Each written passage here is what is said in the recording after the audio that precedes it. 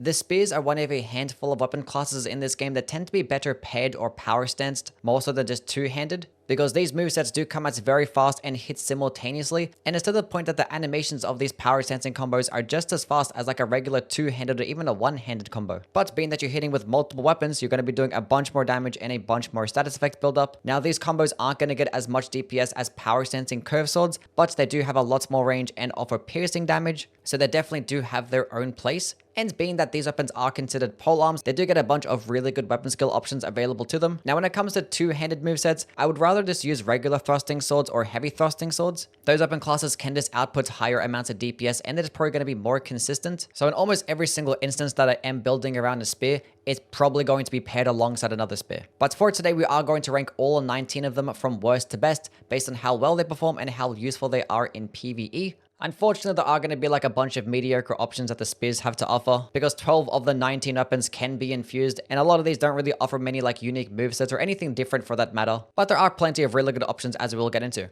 Starting off at the bottom, the CELEBRANT'S RIB-RAKE, which is an infusible spear, and this thing gets like some of the worst damage in class, and basically offers nothing unique about it outside of the fact that it does give you runes for every single hit, but it's only like 10 runes upon every single hit, which is just borderline useless. And just like most of the other Celebrant types of weapons, you have to farm for them, and they have like the worst drop rate of all time. Like it has a 0.5% drop rate, so you have to farm for this thing forever just to get a weapon that's like outclassed by almost every other spear in the game. I don't know why this thing didn't get like a unique moveset or a unique skill, or even just had passive bleed, because yeah, this thing just straight up sucks. Number 18, the TORCHPOLE. Now this is a non-infusible weapon and unfortunately still requires smithing stones. Don't know why we couldn't really infuse it. Maybe it's because of the fact that it does have some split fire damage. There actually is no way to improve this fire damage. Going into strength or dexterity just boosts the physical damage of this weapon, and the total AR is not going to be high at all. Basically every infusible spear can just straight up out damage this thing, and also have the ability to get a different skill, because this one actually gets stuck with charge forth, which one is not even that good of a skill, and it's not unique either. So yeah, this weapon is just terrible, but the reason why it's not going to get at the bottom is because at least it does have decent range, and at least it has the ability to like light up a room. So this one very stupid use kind of makes it more useful than the Celebrant RIB-RAKE. Number 17, the Iron Spear. Now there are just some weapons that just exist for the sake of existing, and this is just one of them. It's an infusible spear that gets the worst range in class, some of the worst damage, and you have to farm for it later in the playthrough. Like you're gonna straight up just pick up a regular spear or buy a short spear at the beginning of the game, and it'll just be a much better version of this. Like it doesn't get a status effect, a unique moveset at all. They just added it into the game maybe for like lore reasons, I don't really know. Number 16, the Crystal Spear. Now, just like all crystal weapons in this game, they tend to be pretty much useless because they just offer no unique movesets and no unique skills at all. It would have been cool if these weapons could at least be able to get infused, because there aren't many weapons in these games that have like these split elemental damage options and just have the ability to get infused. So the crystal weapons could have filled that niche, but yeah, they just don't at all. And they all just get stuck with this non-unique skills. In this instance, it's Impaling Thrust, which is a good skill, but you can just put Impaling Thrust onto another spear and just get more damage. Because this thing, it does get a decent dexterity scaling, but only gets a D scaling in intelligence. Like the only reason why I'm not going to put it lower on the list is because at least it requires Somberstone, so it's like easier to upgrade, but yeah, that's about it. Number 15, the Swift Spear, which is definitely one of the most disappointing weapons to come out of the DLC. Now, as I've been mentioning with spears, you typically want to have them power stanced, because those movesets are really fast and this is going to be the optimal version of DPS. So to create a weapon that's just meant to be able to get two-handed, it has to be really good and useful, but unfortunately, it's not. The unique light attack combo that it has is just terrible, and it's just directly outclassed by the short spear, because the short spear gets a double poking heavy attack that just straight up has more DPS, does more stance damage, and basically the exact same length of animation as well. Because yeah, as a weapon itself, the Swift Spear is just terrible. Like it has the worst range in class, and it just gets some of the worst damage, if not the worst damage, because the base damage is really low, and it doesn't get a strength-based scaling, and it has a 26 dexterity requirement. You basically only have the option of a dexterity build with this weapon, and even at really high levels of dexterity, you're just gonna get more damage with everything else. Now, the Swift Spear can actually offer the most damage per light attack, but the animations for these light attacks are so long, and the breaks in between the combos are just long as well. I don't know why it's not a lot more fluid to be able to just attack a lot faster. Would have been more useful. Like if this thing was acquired right at the beginning of the game, there might have been more of a use, just to have like an easy to use two-hand option until you get access to power stancing spears, but the short spear already does that for you, and just does it better than this as well. Like the only positive thing that I can say about this moveset is that it does lunge in pretty far, so it kind of does counteract the weakness of its poor range, but it still does terrible damage and it still has really long animations. Number 14, the Inquisitor's Girandole, which is a fire faith-based spear, cannot be infused, does also get somewhat of a quality scaling, and also does have passive bleed, which is actually somewhat rare to have a faith bleed type of weapon. Now, the most unfortunate thing about the weapon, and the main reason why it's going to get this low on the list, is that it doesn't get a unique skill. It just gets stuck with Charge Forth, which Charge Forth is only going to be good against smaller enemies, and against everything else, it's just useless, and it's not unique. You're going to slap it onto anything else, and it's just probably going to just get more damage. And the bleed portion of the weapon is also kind of useless because there's 3 different bleed-based infusible spears in this game, and if you pair it alongside a faith build, it's gonna get more damage and also just get the same amount of bleed while also having the option of changing up your skill. Like, this weapon also does get a quality scaling, so maybe at really high levels where typically the flame art infusions aren't gonna perform as well, this one could just out damage it. So maybe as an offhand option, if you were gonna go with like a faith-based power stancing spear build, it could be pretty cool, but I think that's its only use.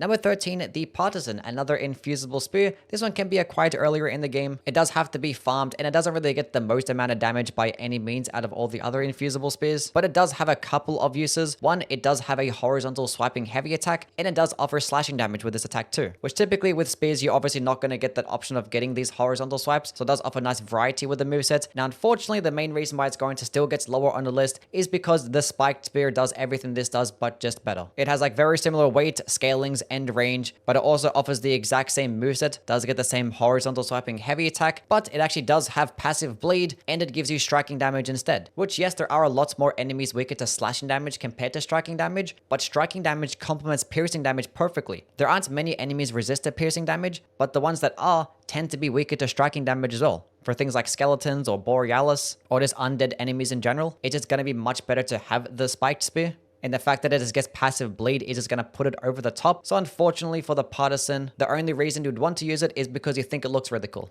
Number 12, the Spear, which is just a regular basic infusible spear. You can get it pretty early on in the game, gets average damage and average range. And there are a lot of other infusible spears that you can get pretty early on in the game that would just straight up outclass this, but the only reason why it still gets this high is because you can acquire a +7 version of a spear right at the beginning. You just got to kill patches, and then you have a +7 weapon to carry you throughout the entirety of early game. Now, as I've been mentioning, power stancing the spears is going to be the optimal pairing, and if you weren't really bothered to like meet the requirements of some of the other spears or actually have to farm, you could just go use this one and have it as like an offhand option. So it could perform pretty nicely. But if you just put in a little bit of effort to either farm or just put a bit more points to strength or dexterity, you're going to have much better options out there for you. Number 11, the Rotten Crystal Spear. Now, just like the regular Crystal Spear, it's a weapon that should have had a unique skill or at least a unique moveset, because unfortunately, it's a bit too basic and generic for me to actually want to use it over some of the other infusible options, because they can just get more damage and actually offer you like just more skill options. Because unfortunately for this weapon, it gets stuck with Charge Forth, which as I mentioned earlier, is not really that good in general, but it's also just not unique. So there's not really much of a reason to use it, but the only reason why this weapon gets this high is because it does come with passive rot buildup, and the fact that it is a spear means that it can be able to proc it pretty quickly, especially if you do get a second one, which unfortunately is going to require New Game Plus, but it still might make for a pretty decent build. I'd probably just still rather just have like an actual weapon that gets better damage and actually have the abilities to get infused, because unfortunately with Scarlet Rot, it doesn't scale with anything, so there's no real way to improve the build-up of it. So against some bosses, it can take a long time to proc it. And also with weapons, the Scarlet Rot damage is only about 16%, which compared to some of the other sources of Scarlet Rot in the game, like the spells or the pots, they could do over 30% rot build-up, and also just proc it a lot faster as well. So it definitely feels like the weapon options are lacking a little bit, and if you did want to go with a Scarlet Rot weapon that can poke, the Anspar Rapier exists, and that one could just do it better.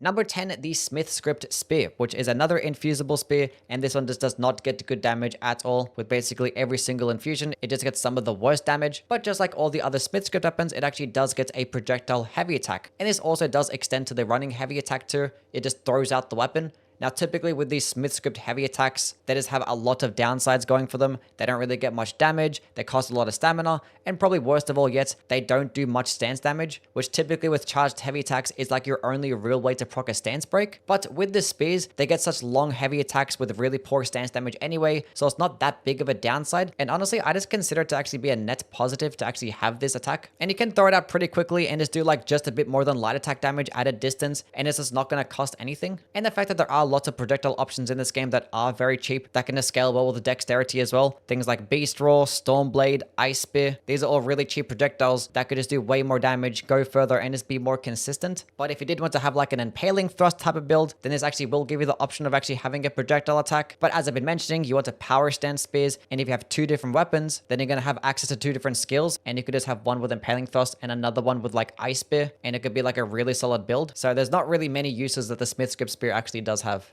Number 9, the CLEANROT spear. Now this is like one bug fix away from actually potentially being an A tier option, and that's that the skill AoE doesn't actually work with the Shard of Alexander at all, and it definitely feels like it's lacking a lot of damage, especially because it only gets a D scaling in Faith, and the skill scales off that stat. I kind of wish the skill scaled off AR, or just had a lot better of a Faith scaling, but the skill itself is actually still very good and very efficient. Sacred Phalanx only does cost 12 FP, and it still does a very wide AoE attack. If you're fighting multiple enemies at once, and even fighting larger bosses, it can perform very well because it actually does hit multiple times against these larger ones. But being that it does do holy damage, and there are a lot of like really smaller bosses in this game, you are going to notice that it is lacking a lot of damage, and that's where like a better Faith scaling or the Shard of Alexander would have come into play. Now the weapon itself does only really get you like a quality scaling. The AR can actually be pretty decent, and it also does get the short spear heavy attack as well, which is a nice little double poking attack, and having it fully charged or uncharged can actually be like a lot better than using the regular spear heavy. So that weapon gets a good moveset, it gets a good skill, it's just probably lacking a bit better scalings, and obviously the ability to work with the Shard of Alexander.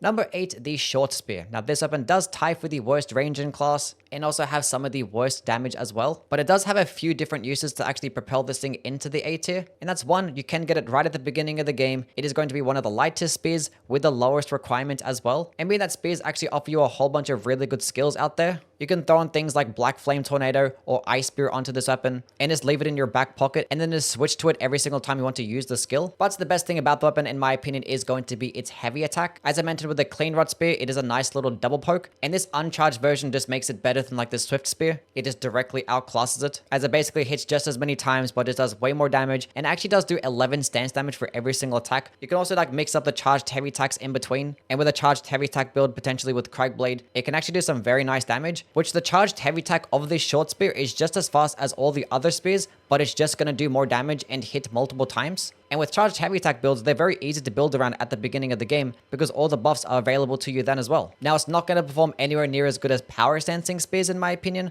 Those are just going to be better. But with power stancing spears, it's going to require you to upgrade 2 different weapons and probably require a lot of endurance to bear the weight of those different types of spears, and also the stamina cost can be pretty high. So this short spear can be a decent 2-handed alternative until you actually gain access to a power stancing spear build.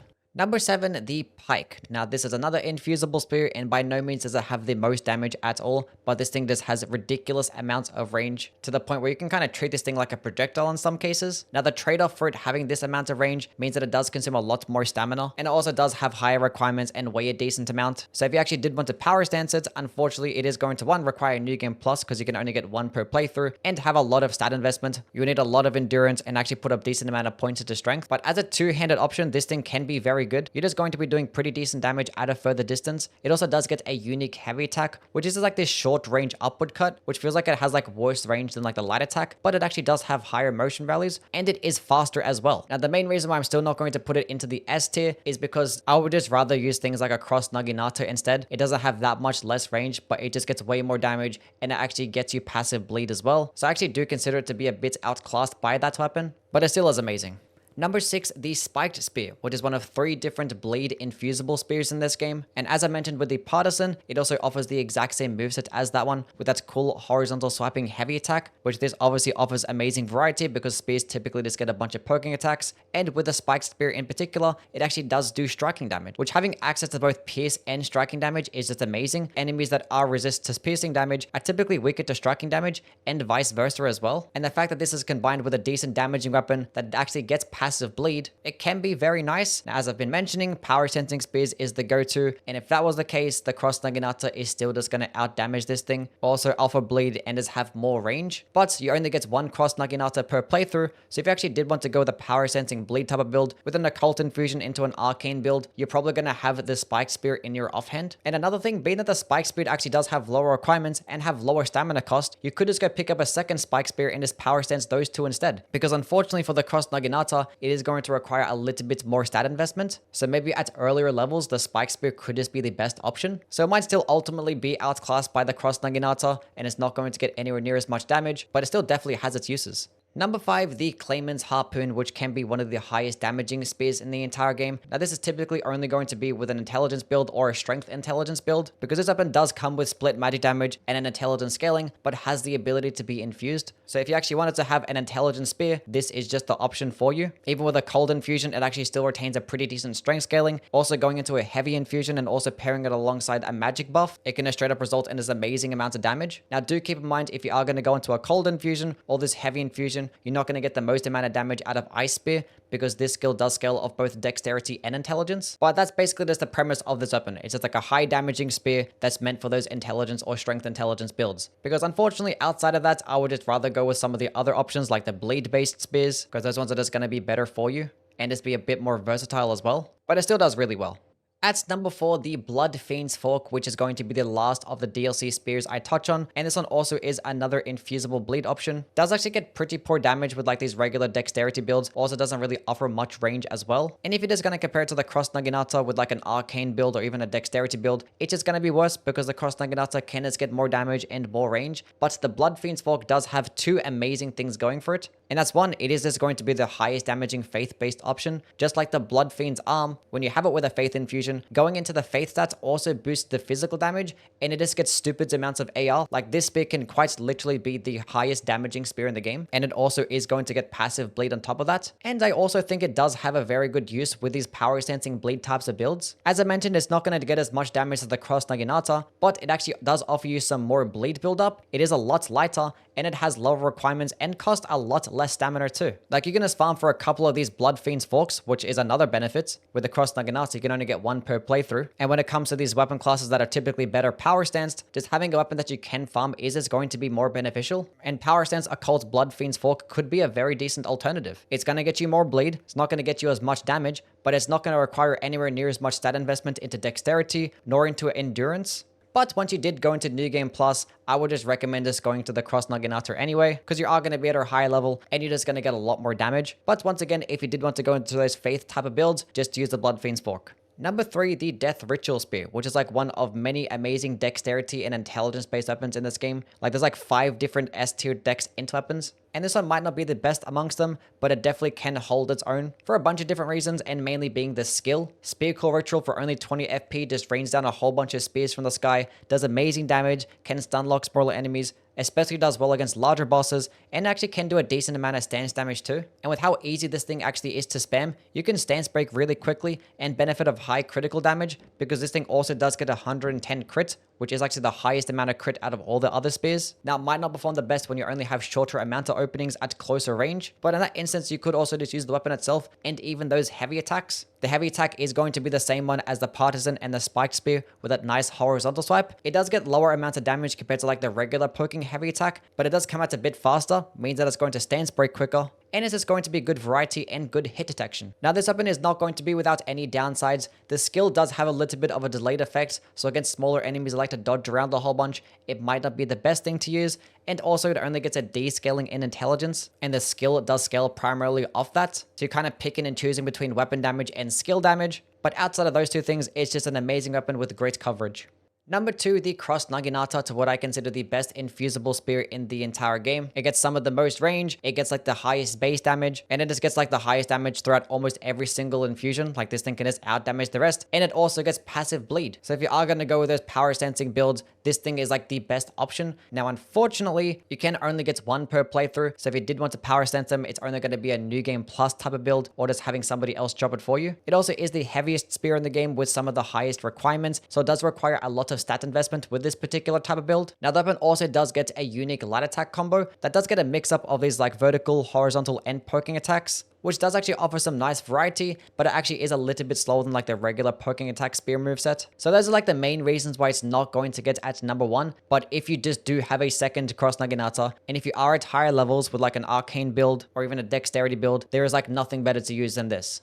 Number 1, the Bolt of GRANSAX. Now the reason why this thing gets at number 1 is purely because of how broken the skill actually is. It doesn't get like the most damage by any means, but there is like almost nothing else that works like this, and it can cheese the entire game very easily. Now the weapon itself actually does have some of the most range in class and offer you some nice amounts of damage. It does unfortunately have higher requirements and is going to weigh a whole bunch, and you can only get one per playthrough, but having it two-handed is perfectly fine because for the most part, you're just going to be spamming the skill, which Ancient Dragon's Lightning Spear for 25 FP just gives you like the best sniper in the entire game. Like any single time you're exploring the open world or going through legacy dungeons and you see enemies at a further distance, you can just fully charge this skill, and more likely than not just like one-shot a bunch of trash mobs, and even if you don't one-shot them, by the time that they actually get towards you, they're probably going to be dead anyway. And upon every single hit, it just like sends these smaller enemies flying to the ground, and even against enemies that like to dodge and move around, with how fast the projectile actually does travel, they're probably just going to get hit anyway. Now when it does come to like DPS in these close range engagements, the Bolt of GRANSAX is not going to be the best thing, and definitely having like a power stance CROSS-NAGINATA is just way better, especially if you are going to pair that build alongside like an occult infusion and have like an arcane build with like a bunch of different spells. It might just be the better build option. But if we're just comparing weapon to weapon, the Bolt of GRANSAX just like offers more to you. You get good range, you get good damage, and you get like the best sniper in the game. Okay, that's now done. As always, let me know what your opinions are down in the comments below. The next video is going to be the Great Spears. There is only about 10 of those, so it's not going to be that long of a video. But definitely do subscribe for that one and like this one. And I'll catch you guys around. Bye.